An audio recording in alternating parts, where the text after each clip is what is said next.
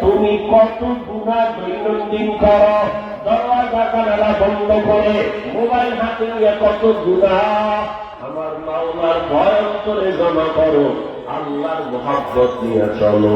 আল্লাহ তওবার দরজা খুলে রাখছেন, এখনো সময় আছে, তওবা করো। অন্তর দিয়া মালিকের গোপনে ডাক দাও, হে মালিক।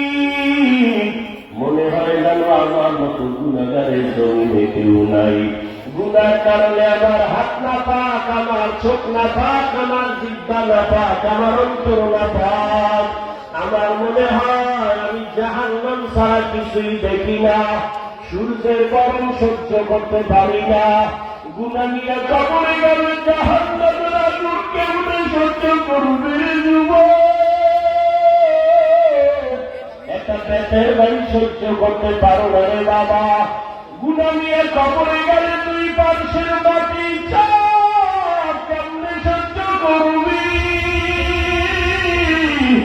একটা মশার কামড় সহ্য করতে পারো না রে বাবা। ওই অন্ধকার কবরে গেলে সাপ বিচ্ছুর কামড় কেমনে সহ্য করবি রে মুমিন? শুরুতেই বলেছিলাম জাহান্নামের আযাবের ভয়। একটা পাথর যদি কান্না করে, তোমার আমার কপাল কেন এত খারাপ? তোমার আযাবের ভয়ে কেন চোখে পানি আনবে না?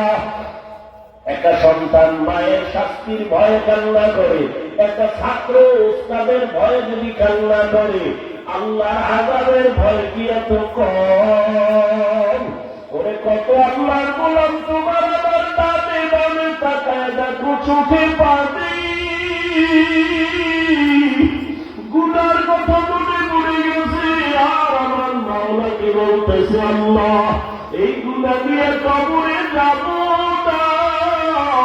দুনিয়াতে সূর্যের গরম সহ্য করতে পারি না, জাহান্নামের আযাব কেমনে সহ্য করব?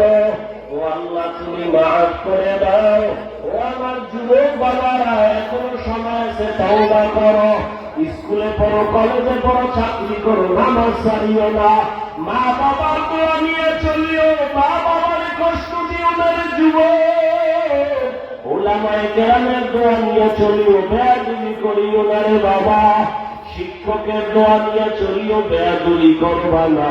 যদি বেয়াদবি করিয়াই ফেলো, তওবা করো, না হয় মরার আগে তোমার বিচার শুরু হয়ে যাবে। এখনো সময় আছে, তওবা করে নিও।